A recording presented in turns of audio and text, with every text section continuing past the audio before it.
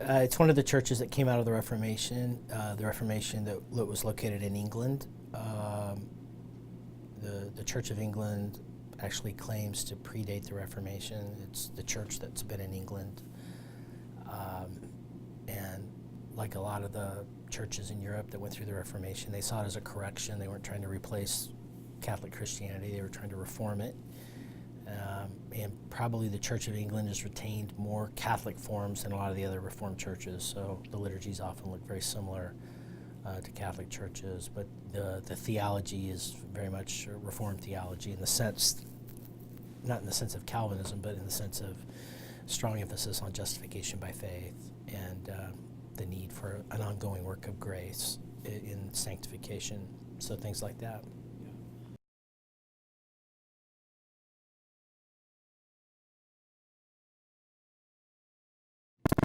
Well, Anglican churches can be quite diverse. Historically, we've often described them in terms of churchmanship, in terms of how they do worship, because we are worshiping communities first and foremost, and some are called high church, and those are the ones that tend to be more Catholic in their forms. Robe choirs, Eucharist every Sunday, sometimes incense and bells, depending. Then you have low church, which tend to be, the pastors will often dress like this with no collar, hardly ever, if ever. The liturgy's kind of pared down, emphasis on preaching. And then you have everything in the middle, that tries to incorporate all three. Then in the 70s, the charismatic revival kind of had an impact in Anglicanism, and now you kind of have this kind of new stream of Anglicanism, charismatic Anglicanism, which can take any form of churchmanship, high and low, but there's an emphasis on the person and work of the Holy Spirit. Truro kind of is a combination of all of them. We do Eucharist every Sunday. We have robes. People wear robes.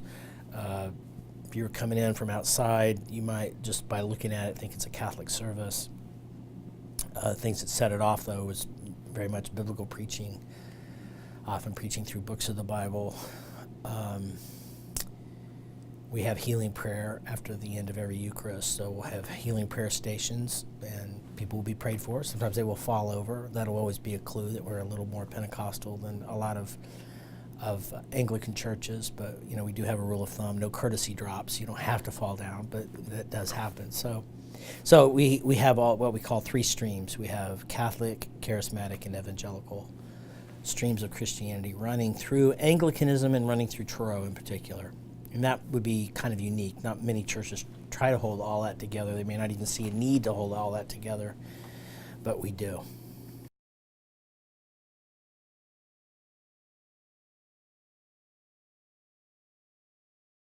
Well, I think all of it. I think the Lord uses all aspects to draw people depending on how He's wired them. We have some people that are really drawn to the liturgy because it's, the liturgy recruits the imagination, it recruits the body. They're not coming to listen to a 40-minute lecture, so they're actually wanting to be caught up in something. So some people are drawn to that, and some are drawn to the biblical teaching, and some are, we're a very lively congregation. We love to sing, love to praise, and people are drawn to that. And I think some people are just frankly drawn to the combination. Now the truth is we don't have a lot of unbelievers that just walk into Truro cold, but we do a thing called the Alpha Course, which is our kind of catechism, our way of bringing people to faith. And we usually have over 100 people on those courses, a few times a year. And so that's where the evangelism happens. That's where people are being introduced to our church.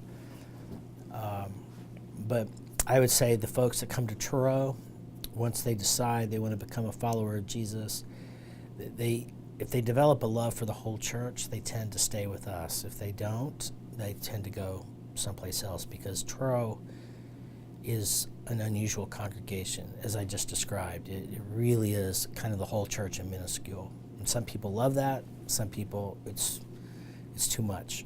Right.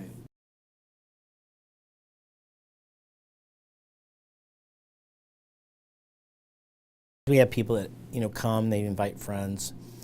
We often we do testimonies every quarter of people who've come to faith out of Alpha, and we often have friends will bring people will, recent converts will bring friends to church to hear their testimony, and we encourage that. And so sometimes that's some of our folks, that's their first exposure to church, or Truro in particular.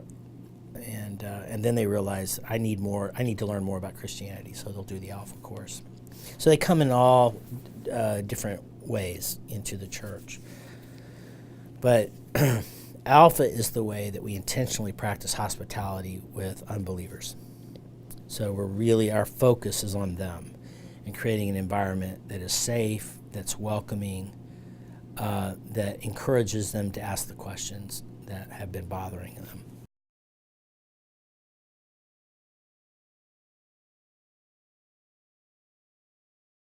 Oh yeah, we have lots of different groups. I would say that the Alpha is kind of like our class meeting. It is our place where we gather people who are inquiring, who are seeking.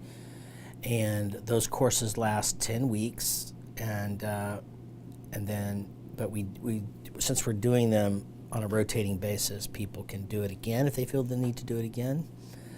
They often come on as a helper on the next course, so help, serve meals or whatever, and still have an opportunity to be exposed to the experience, to the teaching. So that is our primary fellowship group for a person who's inquiring. And then we have other kinds of fellowship groups for people that have come to faith in various stages of development and growth. And, we have a strong laity at Truro, and, that they start stuff on their own. And I sometimes find out about it 3 years later,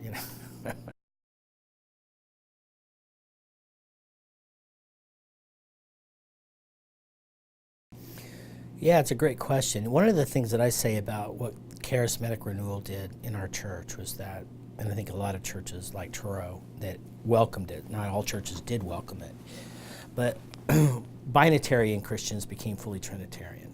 I mean, they had no problem with Father and Son, but the Holy Spirit was, whoa, what do we do with that?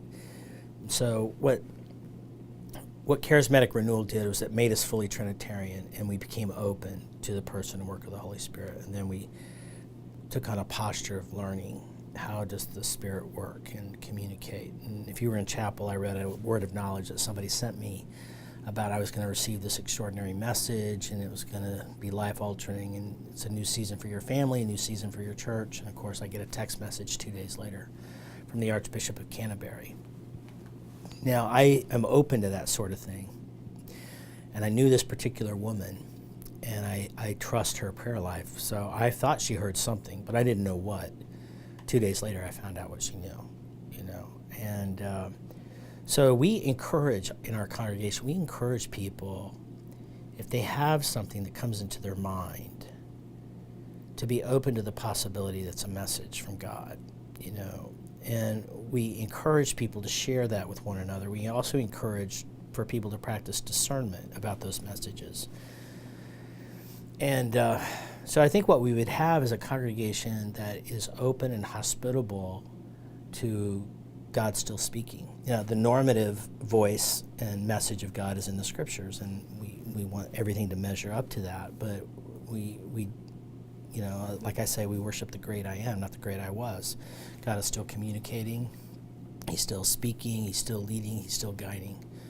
And we pretty much believe, like the prophecy of Joel, all flesh will experience this, women, children. So I think it's just a culture, Andrew, of both openness and how you treat it when it does come. We try to do things orderly, but we give room for people to encounter the Lord in very personal ways. Also, after the Eucharistic prayer, after we say thanks, often one of the priests will pause and be still for people to continue praying in the Spirit, praising. Sometimes a word of knowledge will occur in the congregation. And when that happens, it's kind of normal. People aren't shocked by it. But there is an expectation that happens every single time. There's a maturity about it, I think.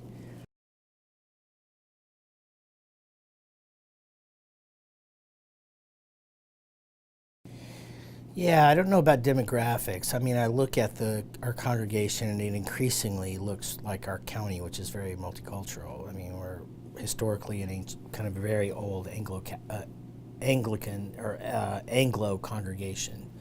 I mean, the roots of our parish go back into the 1600s. So it's got a lot of history, and the kind of congregation we have historically have been key influencers in the community. But increasingly, that's not the case. Increasingly, we have a homeless congregation that worships with us on Sunday afternoons of about 200 people. That the welcoming of that congregation made Truro uncomfortable for some folks after that, but for other people, it made it more comfortable. And so what I say is that we attract who we are, not who we want, and that we're increasingly a Trinitarian congregation that's on mission. One of our little mottos is roots down, walls down. We're very hospitable. We welcome, like the homeless congregation, we'll welcome other ministries that historically would not necessarily be associated with an Episcopal or Anglican church in that area. And we partner with the local Coptic church nearby. We partner with the Baptist church nearby. We partner with Pentecostals. We just have a very wide ecumenical network. And we've also befriended the local Muslims.